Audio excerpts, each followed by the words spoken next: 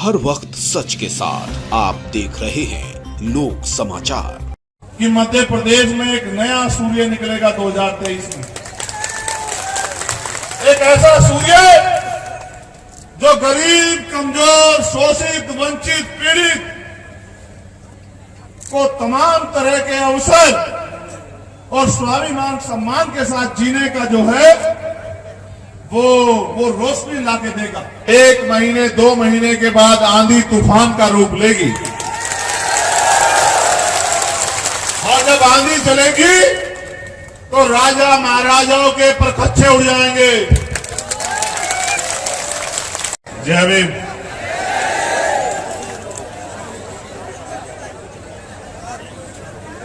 काफी लंबा समय हो गया आप लोगों को यहाँ, सुबह से शाम हो गई है ना। मैं कोशिश करूंगा कि बहुत कम समय में अपनी बात को खत्म कर दूं, लेकिन मेरा एक आग्रह है, निवेदन आपसे कि आप गंभीरता से मेरी बात पे गौर करें। और मेरा मानना है कि जब आप मेरी बात पे गौर करेंगे और उसके अनुसार कार्य करेंगे तो आपकी बहुत सारी समस्याएं हल हो जाएंगी। मैं जो इधर भाई बैठे हैं उनसे आग्रह करूंगा कि वो शांति से बैठ जाएं। बस कान से सुने, आंख से ना सुने। आज किसी को रोकने टोकने की बजाय अपने कान जो है वो तैयार रखें कि जो मेरी बात को आप सुन पाओ। रोका टोकी, हाय हल्ला करना बंद कर दो।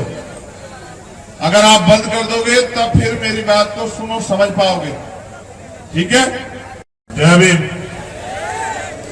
जय भारत, जय मंडल, जय संविधान, जय जोहार। मैं तो ये सोचता हूं कि भाई आप तैयार हो चुके हैं अपनी लड़ाई को जीतने के लिए, लेकिन मेरा ये भी मानना है कि जब आप इस हालात में बैठोगे कि अगर जरा सा हिलना डुलना भी चाहो तो हिल ना पाओ, तो फिर आप क्लास देखिए। आपने स्कूल तो गए हो ना, तो जितने विद्यार्थी होते हैं उतनी तो सीट लगाई जाती है वहां। अगर विद्यार्थी ज्यादा हो, सीट कम हो और एक दूसरे के साथ इस तरह के व्यवहार में बैठे कि एक दूसरे से बार बार परेशानी हो, तो फिर बात कहां समझ में आएगी। फिर मास्टर पढ़ाता रहेगा, आप लोग अपनी परेशानी में लगे रहोगे, मास्टर घंटा पूरा करके चला जाएगा, फिर पेपर आएगा तो आप लोग अच्छे से पेपर नहीं दे पाओगे। परिणाम ये होगा कि आप फेल हो जाओगे। तो इसलिए आज के बाद याद रखना, जब भी आप सभा में आओ तो इस तरह से बैठो कि आप 1-2 घंटा शांति से बैठ सको, क्योंकि ये शरीर है और जब शरीर परेशान होगा तो मेरा मानना है कि वो आपका पूरा ध्यान उस बात पे नहीं लगने देगा जिस बात को आपको समझना है। आज अशोकनगर की इस पावन धरती पे जब आपके बीच पहुंचने का मौका मिला है, इसका सबसे बड़ा कारण यह है कि हमारे सम्मानित प्रदेश अध्यक्ष भीम आर्मी, यहां के जिले के अध्यक्ष और यहां की तमाम टीम का यह अनुरोध था कि हम अशोकनगर जरूर आए। और इतनी बड़ी संख्या में जिन साथियों ने मेहनत करके, जैसा मुझे बताया गया, कई ऐसे छोटे भाई हैं जिन्होंने बस से, मोटरसाइकिल से, पैदल जा जाके लगभग इस जिले के 900 गांव तक हमारी बात को पहुंचाने का काम किया। ऐसे सभी सम्मानित छोटे भाइयों का मैं दिल की गहराई से धन्यवाद करता हूं। मैं अपनी बात की शुरुआत करता हूं शुरुआत करने के साथ मैं समय समय पे जो संत गुरु महापुरुष भारत की इस पावन भूमि पे जन्मे हैं, मैं उनका धन्यवाद करता हूं, उनको नमन करता हूं। सम्मानित साथियों, मैं जब भोपाल से चला और मैं यहां तक पहुंचा तो मैंने देखा कि हर गांव और चौराहे पर हमारे लोग कड़ी धूप में अपने काम धाम को छोड़ के कई कई घंटों से हमारे स्वागत में और अपनी परेशानियां, अपनी बात बताने के लिए खड़े हुए थे।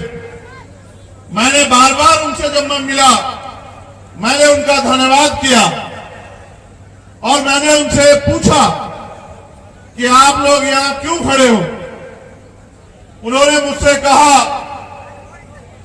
मैंने जब उनसे यह भी कहा कि भाई आज आपने अपना काम क्यों छोड़ा, तो उन्होंने कहा कि 364 दिन हम लोग काम करेंगे, लेकिन क्योंकि आज हमारा भाई यहां से गुजर रहा है, उसके विश्वास को मजबूत करने के लिए मध्य प्रदेश में हम लोग अपना काम छोड़ के यहां खड़े।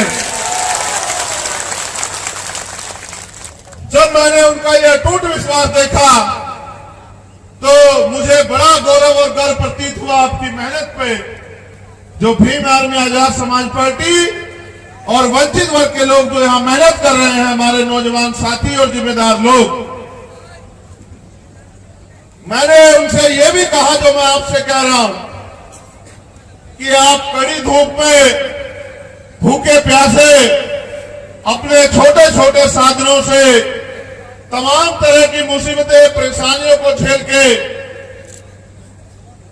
यहां जुटे हुए, इकट्ठा हुए हैं, और अगर इतना संघर्ष करने के बाद भी आप अपनी ताकत नहीं बना पाते तो अगले 5 साल आपको इंतजार करना पड़ेगा।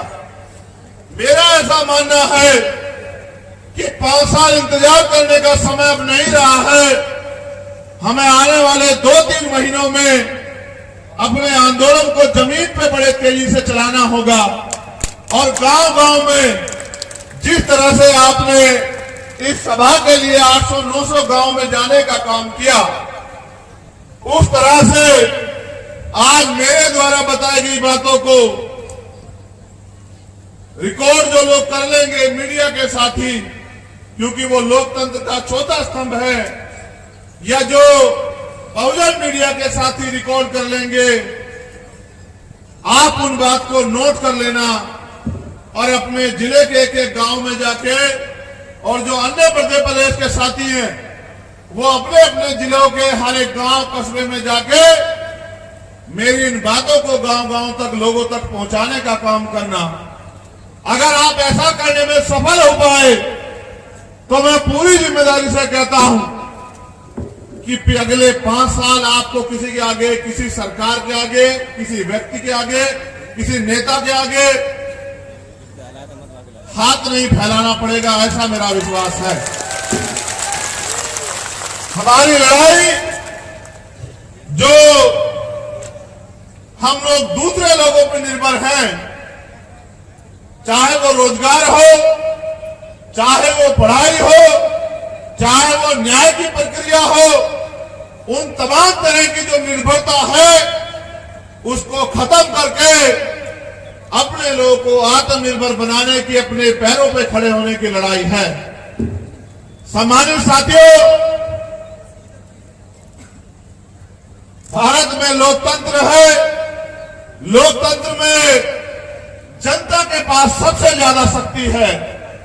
अगर वो अपनी शक्ति का सही प्रयोग करे तो मेरा ऐसा मानना है कि जिन समस्याओं के लिए वो रोज सरकारी दफ्तरों के चक्कर लगाते हैं, जिन समस्याओं के लिए वो रोज मंदिर, मस्जिद, गुरुद्वारे में जाके प्रार्थनाएं करते हैं, भारत के लोकतंत्र में बाबा साहब अम्बेडकर के संघर्ष से, उनके त्याग बलिदान से, उनके 4 बच्चों कुर्बानियों से भारतीय संविधान ने लोकतंत्र को वो शक्ति दी है कि एक गरीब, कमजोर, वंचित वर्ग का बेटा भी इस देश की सर्वोच्च कुर्सी पर जाके बैठ सकता है और उस कुर्सी के जरिए आपकी तमाम परेशानियों से आपको मुक्ति दिलाने का काम कर सकता है। सम्मानित साथियों, मैंने पिछले 10 साल मेरे दो करीबी, एक मंजीत मेहरा जो हमारे भाई मिशनरी सिंगर है, वो पिछले 10-12 साल से लगातार मुझे देखते आ रहे हैं। पिछले 10-12 साल से लगातार सारा सुख चैन, तमाम तरह की सुविधाएं, तमाम तरह के अवसरों को त्याग कर मैं और मेरे साथी बाबा साहब अम्बेडकर के अधूरे सपने को पूरा करने के लिए दिन रात घर से निकलकर गली गली, कस्बे कस्बे, गांव गांव, शहर शहर और पूरे देश के कोने में जाने का काम करते हैं और वहां रहने वाले लोगों को अपने महापुरुषों का त्याग, बलिदान, संघर्ष बता के और उनकी गुलामी की मुक्ति किस दरवाजे से होगी ये बताने का काम करते हैं। यहां मिशनरी भूमिका में मेरी छोटी बहन रानी बोध है, रुपेश कैन है, नीरज चंचोरिया है, विनोद अम्बेडकर है। मैं ये मानता हूं ये छोटी सी हमारी नन्ही सी प्यारी सी वीरांगना बहादुर बहन रानी बोध, मेरा ऐसा भरोसा है एक दिन ये मध्य प्रदेश ही नहीं, भारत की और दुनिया की स्टेज पे इस मध्य प्रदेश का नाम रोशन करने का काम करेगी, ऐसा मेरा मानना है। और मैं अपनी और बहनों से भी कहना चाहता हूं कि अगर पैदा करना है, अगर बेटी पैदा की है तो फिर बेटी पैदा करो तो उसमें वो विचार भी दो कि वो फूल नहीं, वो फूलन देवी बने और वो अन्याय अत्याचार करने वालों को सबक सिखाने का काम करे। उसके अंदर इतना हौसला भी दो कि वो अपनी लड़ाई अपने बलबूते लड़ सके और वो आपके तरक्की के रास्तों में भी अपना योगदान कर सके। मैं यहां पहुंचा, मेरे पास यहां हर बार जब मैं मध्य प्रदेश आता हूं, किसी भी जिले में जाऊं, उस जिले से जुड़ी हुई बहुत सारी घटनाएं मेरे सामने आती है। शासन प्रशासन के लोग यहाँ, पुलिस के सम्मानित अधिकारी कर्मचारी यहाँ हैं। मेरा उनसे कहना है कि मैं सारी एप्लीकेशन अपने सम्मानित जिलाध्यक्ष जी को देके जाऊंगा। आपसे मेरा आग्रह रहेगा कि आप इन सभी अन्याय अत्याचार की घटनाओं में कार्रवाई करने का काम करेंगे। ये दरखास्त मेरी इसलिए है आपसे क्योंकि भारतीय संविधान के जरिए जो कुर्सी आपको मिली है, ये गरीब कमजोर लोगों को न्याय दिलाने के लिए मिली है। ये उनके साथ होने वाले अन्याय पे कार्रवाई करने के लिए मिली है। ये कुर्सी आपको उनके साथ हुए अन्याय को पहले रोकने कि अन्याय ना हो, और अगर अन्याय हो जाता है तो अपराधी को सजा दिलाने के लिए मिली है।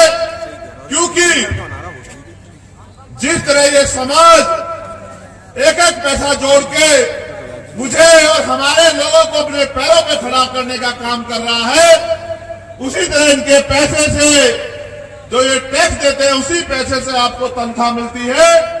इसलिए मेरा आपसे अनुरोध है कि किसी सरकार ने आपको नौकरी नहीं दी है, आप संविधान के अनुसार कार्य किया करो। क्योंकि अगर आप संविधान के अनुसार कार्य नहीं करोगे तो मेरा ऐसा मानना है, क्योंकि हम यहां बड़ी मेहनत कर रहे हैं और चूंकि हमारे लोगों ने अब ये ठान लिया है कि वो अपनी गुलामी बेबसी की बेड़ियों को काट के अपना राज मध्य प्रदेश में स्थापित करेंगे।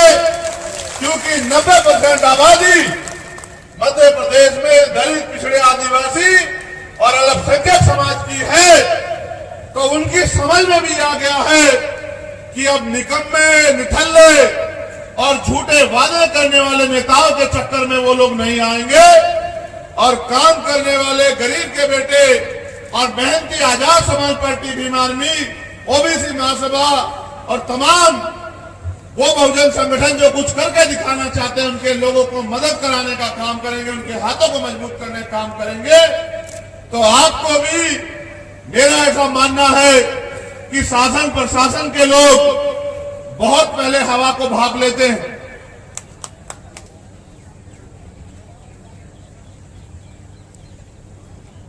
तो उनको ये समझ लेना चाहिए, 1 महीने 2 महीने के बाद आंधी तूफान का रूप लेगी वो और जब आंधी चलेगी तो राजा महाराजाओं के परखच्चे उड़ जाएंगे। गरीबों की झोपड़ी तो टिकी रहेगी, याद रखना, लेकिन ये महलों वालों के सपने पूरे नहीं होंगे मध्य प्रदेश में, याद रखना। ये बरखेड़ी के ग्रामवासियों की एप्लीकेशन है। उनकी मांग है कि हमारे मकान अस्थायी करवाए जाए। मैं बरखेड़ी के जो सम्मानित लोग यहां हैं, जो नहीं भी, उनको भी कहना चाहता हूं, इस बार वोट आजाद समाज पार्टी के प्रत्याशी को देना, फिर आपको आपकी जमीन से कोई बेदखल नहीं कर पाएगा, मेरी बात को याद रखना।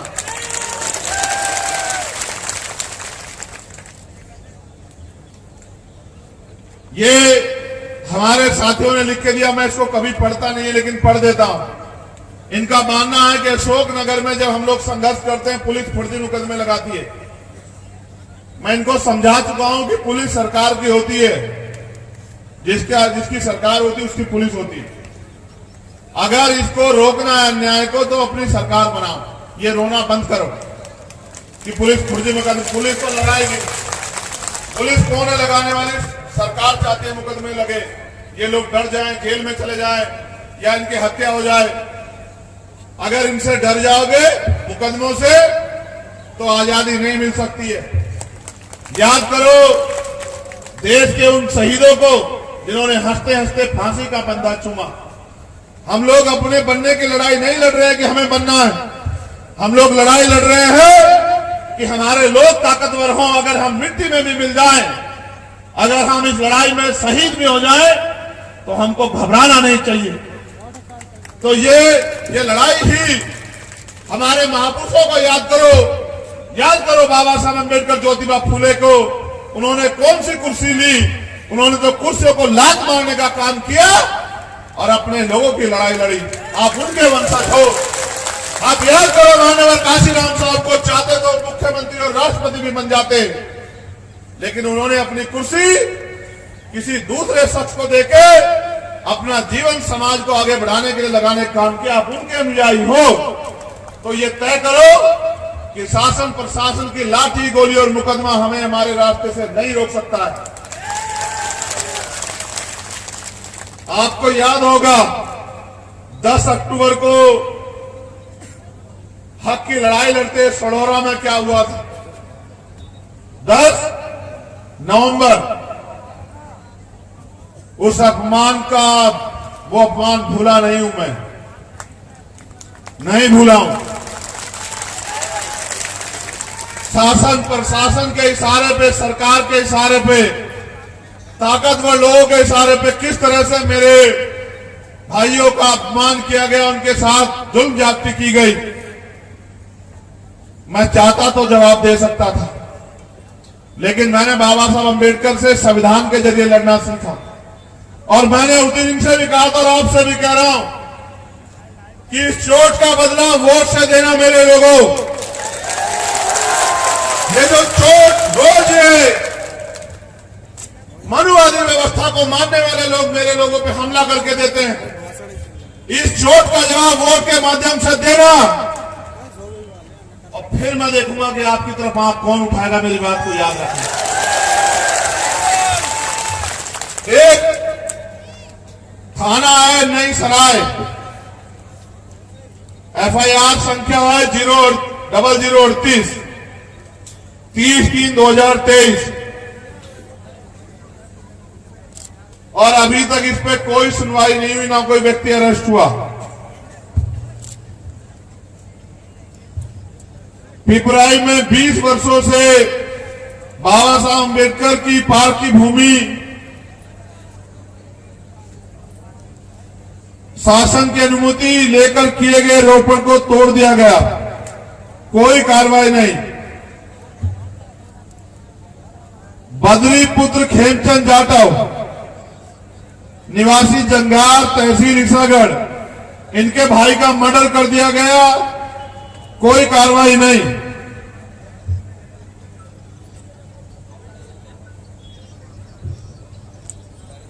बटरू जाटव सनो पैमा जाटव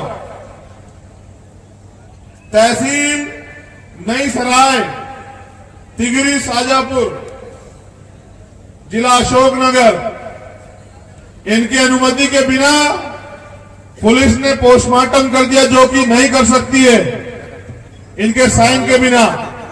इनका मानना है इनके बच्चे की हत्या हुई है और कोई सुनवाई नहीं।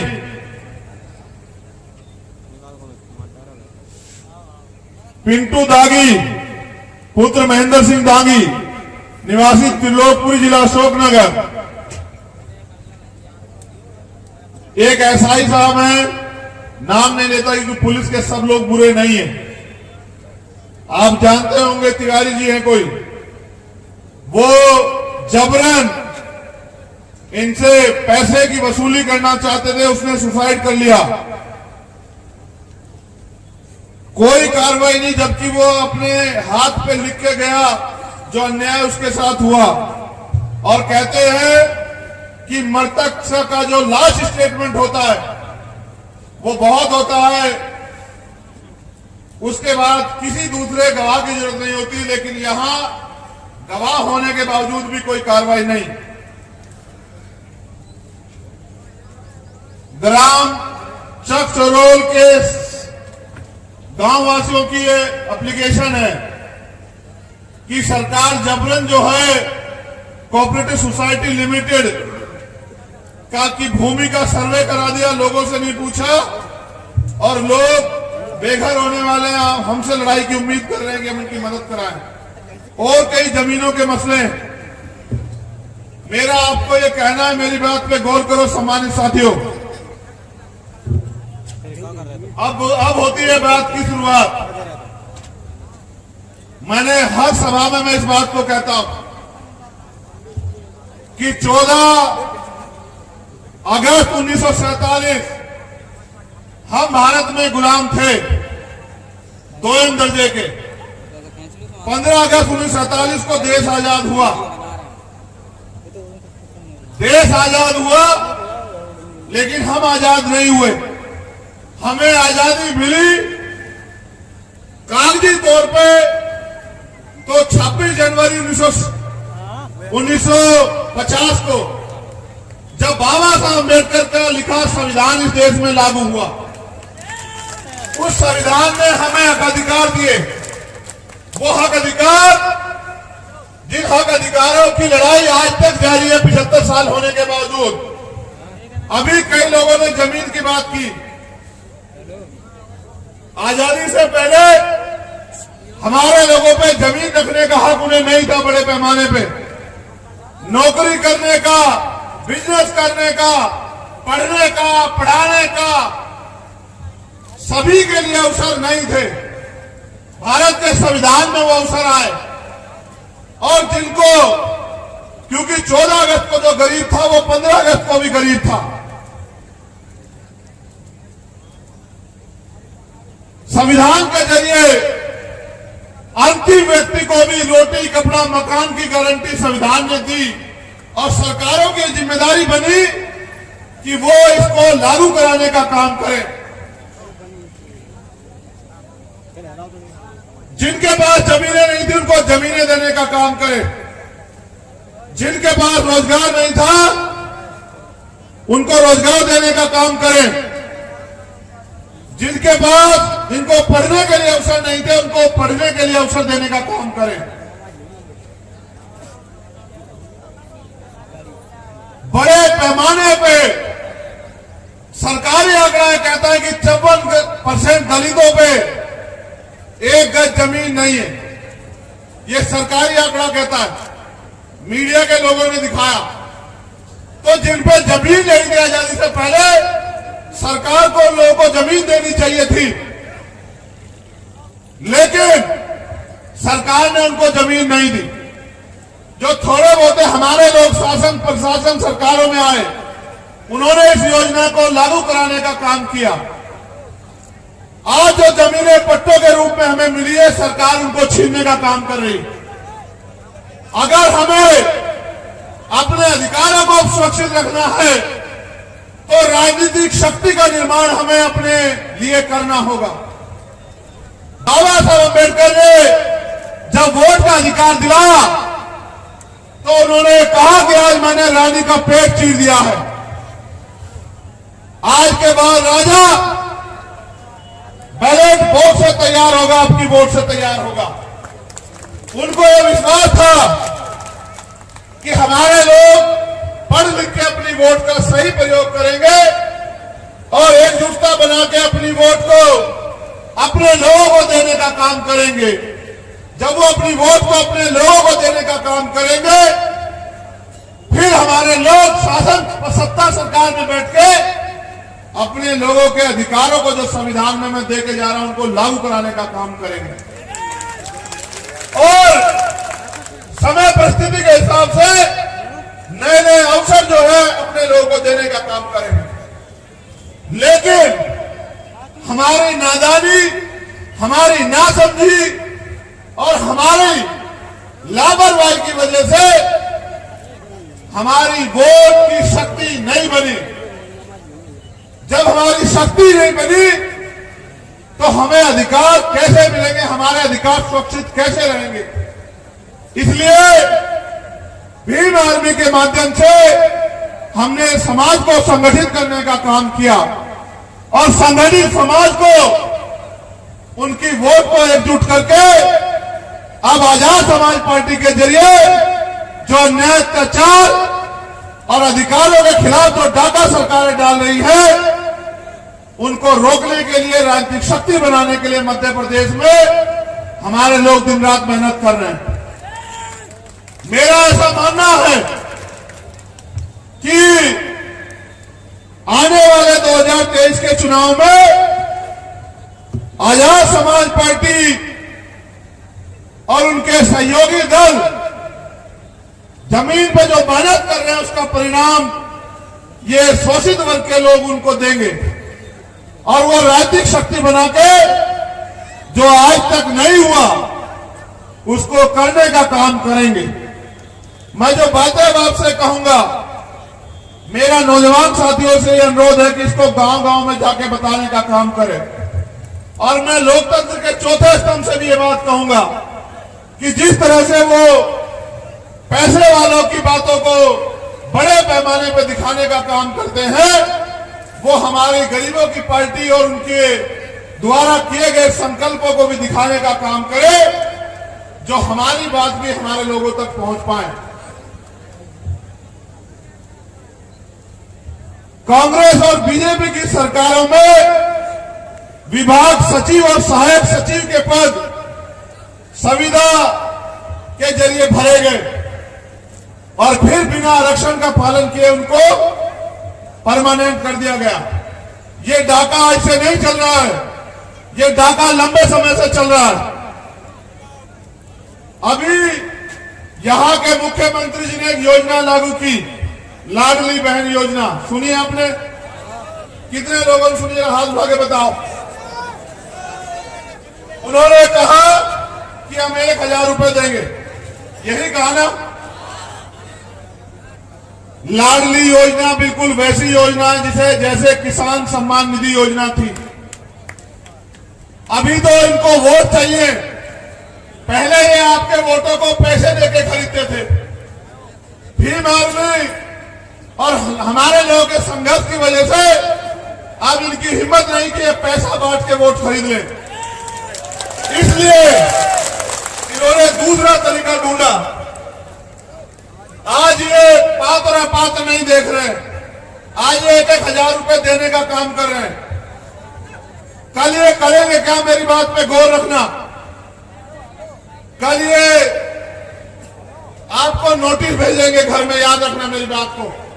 जैसे किसान सम्मान निधि का पैसा वापस लिया इन्होंने कि आप पात्र नहीं हो, पैसा वापस करो। ये आपकी चुनाव के बाद 2-4 महीने देके और आपकी वोट को ठग के फिर उस पैसे को वापस लेने का, आपसे लूटने का काम करेंगे। और अगर आप वो पैसा वापस नहीं करोगे तो आपको जेल भेजने का काम यही निकम्मी सरकार करेगी। मेरी बात को याद रखना। ये आपकी वोट की खातिर आपको पैसों में खरीदना चाहते हैं।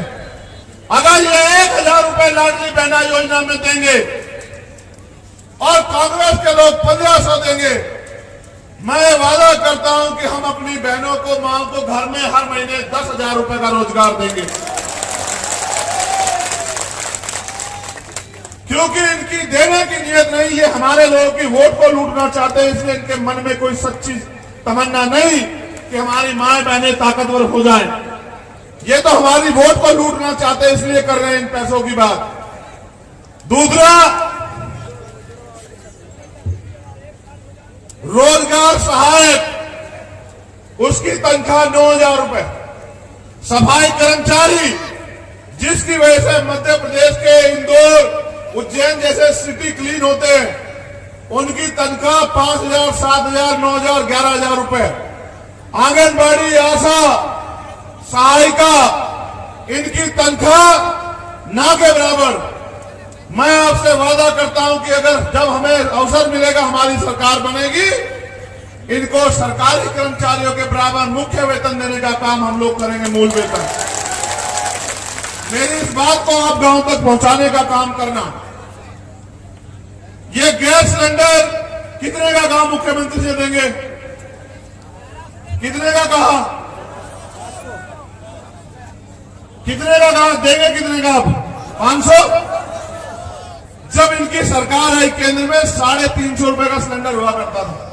होता था नहीं होता था? इन्होंने 4.5 साल हमारी जेब लूटी और अब 6 महीने में हमें 500 का देंगे। मैं आपसे एफिडेविट पे कहता हूं कि 350 रुपए का सिलेंडर हम सब लोगों को देंगे, इनके लोगों को भी। ये क्या 500 का सिलेंडर देंगे तो मुकर जाएंगे, इनके कोई जवाब नहीं। इनके जो देश के प्राइम मिनिस्टर, इनके सबसे बड़े नेता, उन्होंने क्या कहा? 15 लाख रुपए दूंगा, दिए। 2 करोड़ रोजगार दूंगा, दिए।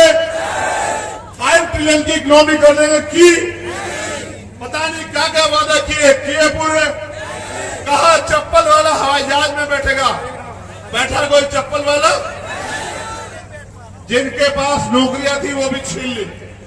इसलिए अगर ये 500 का सिलेंडर दे रहे हैं तो ये 5,000 रुपए का जुर्माना आप पे लगाने का काम करेंगे चुनाव के बाद। मेरी बात को याद रखना, क्योंकि जनता का पैसा जनता के हित में काम आना चाहिए। मैं आपसे वादा करता हूं, आजाद समाज पार्टी की तरफ से 350 रुपए का सिलेंडर हम लोग देंगे। आप मेरी बात को याद रखना। जितना बैकलॉग है नौजवानों के लिए, अभी 1.5 लाख से ज्यादा बैकलॉग है। SC, ST, OBC के नौजवान सड़कों पे धक्के खा रहे हैं। मैं आपसे वादा कर रहा हूं कि पहली मीटिंग में कैबिनेट की हम लोग 1.5 लाख बैकलॉग को जो है आरक्षण के अनुरूप भरने का काम करेंगे। मेरा वादा आप लोगों से। और 10 लाख सरकारी, प्राइवेट या उद्योग में रोजगार नौजवान लोगों को, बहनों और भाइयों को हम लोग हर साल देने का काम करेंगे। और मैं वो कहता हूं जो हम लोग कर सकते हैं हवाई में, प्राइम मिनिस्टर की तरह 2 करोड़ नहीं कहूंगा। मध्य प्रदेश के 10 लाख नौजवानों को सरकारी, प्राइवेट और व्यापार उद्योग में लगभग 10 लाख रोजगार हम लोग हर साल देने का काम करेंगे। ठीक है? एक जो सबसे बड़ा काम ये पूंजीपतियों के मित्र कभी नहीं कर सकते। मैं आपसे कह रहा हूं कि मध्य प्रदेश में जितने टोल हैं, जब वो नेताओं के लिए फ्री हैं, अधिकारी कर्मचारियों के लिए फ्री हैं, तो वो पूरे मध्य प्रदेश के हर एक व्यक्ति के लिए फ्री हम लोग करने का काम करेंगे। ये इस बात को आप नोट बना लो कि जितने टोल हैं वो सारे हम लोग फ्री करने का काम करेंगे। किसी की जेब नहीं कटेगी, कि अगर आपके पास फास्टैग नहीं है तो दुगने पैसे दो। ये पूंजीपतियों के हितैषी ये नहीं करेंगे, ये आपके लोग करेंगे। ठीक है, सरकार बनने पे मीडिया के लोग सुन लो इस बात को, सरकार बनने पे व्यापम घोटाले की जांच होगी और व्यापम घोटाले से जुड़े सब लोग उनको जेल भेजा जाएगा, नींद हराम हो जाएगी नेताओं की। बहुत नेता शामिल है उसमें, याद रखना मेरी बात को। ये सारे इकट्ठे हो जाएंगे, समझ रहे हो। और अभी तक जितनी भर्तियां हुई है पिछले 10 साल में, जिन भर्तियों में धांधलियां हुई है उन सब की जांच कराई जाएगी और उनकी जांच करा के जिस भर्ती में धांधली हुई है, धांधली करने वाले को जेल भेजने का, उसकी संपत्ति जब्त करने का और उन भर्तियों में पूरे नौजवानों को रोजगार देने का काम हम लोग करेंगे। अभी मुख्यमंत्री जी ने परशुराम जयंती पे घोषणा की कि वो ब्राह्मण कल्याण बोर्ड बनाएंगे, यही की ना। मैंने आपसे बार बार कहा कि साहब कहते थे कि अगर फूल वालों को वोट दोगे तो वो ताकतवर होंगे तो अपने लोगों के लिए काम करेंगे। पंजे वालों को वोट दोगे तो वो ताकतवर होंगे तो अपने लोगों के लिए काम करेंगे। ये घोषणा इस बात का स्पष्टीकरण देती है कि सरकार किसकी है। ये बीजेपी की सरकार चंद पूंजीपति और ऊंची जातियों के लोगों की सरकार है। ये गरीबों की, दलित, पिछड़े, आदिवासियों और अल्पसंख्यक लोगों की सरकार नहीं है। ये इनकी सरकार ये बनाए, ये ब्राह्मण कल्याण बोर्ड बनाएंगे, हम आदिवासी कल्याण बोर्ड बनाएंगे मध्य प्रदेश में। और जो संविधान का मूल उद्देश्य था, मूल भावना थी, जो 5वीं अनुसूची कहती है कि जल जंगल जमीन पर आदिवासियों का हक अधिकार होना चाहिए, तो मैं वादा करता हूं कि इस आयोग में, उस बोर्ड में सारे कर्मचारी आदिवासी समाज के होंगे, जिससे कि उस बोर्ड के जरिए आदिवासी समाज का भला हो। और जिन अधिकारियों द्वारा SC, ST और माइनॉरिटी के कर्मचारियों का मानसिक उत्पीड़न किया जा रहा है, बहुत सारे कर्मचारी मुझे ट्विटर पे पत्र के जरिए संदेश भेजते हैं। मैंने बहुत सारा डाटा इकट्ठा किया है। उन अधिकारियों से भी मैं कहूंगा कि वो सत्ता के नशे से बाहर आए। ये सत्ता ज्यादा दिन आपको नहीं बचाएगी, नहीं रहेगी ज्यादा दिन। जिस अहंकार में हो, जिस घमंड में हो, ये घमंड टूट जाएगा। जैसे गुना जिले में धर्मेंद्र सोनी नाम के एक शिक्षक को उसका इतना मानसिक उत्पीड़न किया गया कि उन्होंने सुसाइड कर लिया। मैं आपसे कह रहा हूं, ऐसे सभी अधिकारी कर्मचारियों को जांच करा के उनको जेल भेजने का काम जो है वो हमारी सरकार करेगी। ये तो मेरी चंद घोषणाएं हैं। मैंने आपसे 12 फरवरी को भोपाल में कहा था, जब आपकी संख्या के आगे तमाम राजनीतिक दलों को कोरोना से भी खतरनाक बुखार हुआ था, अगर आपने देखा हो, मैंने आपको उस दिन कहा था कि जो आपकी मांगे हैं उन मांगों का घोषणा पत्र बना के आप मुझे दे दो और उनको एफिडेविट के तौर पे मुझसे ले लो। जो आपकी मांगे हैं, क्योंकि सत्ता में बहुत शक्ति है, जो मांगे आपकी हैं उनको पूरी कराने का एफिडेविट घोषणा हम लोग करना चाहते हैं। जब आप दूसरे लोगों को बना सकते हैं, जब आपकी वोट से दूसरे लोग बन सकते हैं, तो आपके लोग भी बन सकते हैं, क्योंकि वोट आपका है। यहाँ के पिछड़े वर्ग के लोग, उनको 54% आबादी के बाद 14% आरक्षण मिलता है, उनमें भी बड़ी चेतना पैदा हुई है। वो भी चाहते हैं कि इस लड़ाई को लड़ा जाए, वो भी कंधे से कंधा मिला के आपके साथ खड़े हैं। मैं आपसे कहना चाहता हूं कि 54% आबादी को 54% आरक्षण देने का काम संख्या के आधार पर आजाद समाज पार्टी करेगी। यहां अशोकनगर वासियों को भी भाई राजकुमार जाटव, जिन्होंने अपनी ड्यूटी पे को निभाते हुए अपने प्राणों का बलिदान किया, सरकार ने तो उनके लिए कुछ नहीं किया, मैं वादा करता हूं कि उनके नाम पे, चाहे तो उसी थाने का नाम या उससे भी बड़ी योजना का नाम हम लोग राजकुमार जाटव जी के नाम पे करने का काम करेंगे और उस परिवार को सम्मान देने का काम करेंगे। मेरे लोगों, मैं आपसे कहना चाहता हूं कि अपने देश में वोट की शक्ति होने के बाद अपने ही प्रदेश में आप कब तक ठगे जाते रहोगे? मेरी बहनों, मेरी माओ, मेरे नौजवान भाइयों, आप पढ़ लिख के बेरोजगार घूम रहे हो और सरकार को आपकी फिक्र नहीं है। सरकार तो ये कहती है हमने ठेका नहीं ले रखा है। जब उन्होंने आपका ठेका नहीं ले रखा तो आप उनका क्यों ठेका लेते हो? अगर आप उनका ठेका लेना बंद कर दो तो मैं पूरी जिम्मेदारी से कह रहा हूं कि मध्य प्रदेश में एक नया सूर्य निकलेगा 2023 में। एक ऐसा सूर्य जो गरीब, कमजोर, शोषित, वंचित, पीड़ित को तमाम तरह के अवसर और स्वाभिमान सम्मान के साथ जीने का जो है वो रोशनी लाके देगा। आप यहां आए, अपनी मेहनत की कमाई से एक एक पैसा जुटा के, समय खर्च करके, जब आपने इतना योगदान किया तो बस मैं आपसे ये पूछना चाहता हूं, क्या आने वाले समय में मध्य प्रदेश में आप मेरे हाथों को मजबूत करने का काम करोगे? मेरी दिली इच्छा है ये पूछने की भी कि कहीं पैसे वाले या सिर्फ जो चुनावी नेता है, जो चुनाव में आपके बीच आते हैं, उनकी बातों में आके आप मुझे अकेला तो नहीं छोड़ दोगे इस लड़ाई में।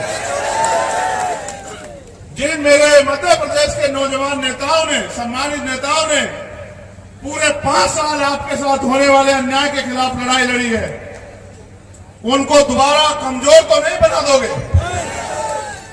उनको ताकत देने काम करोगे नहीं करोगे? बताओ। सब्सक्राइब करिए हमारा चैनल लोक समाचार और बेल आइकन दबाना ना भूलें ताकि लेटेस्ट वीडियो सबसे पहले आप तक पहुंचे।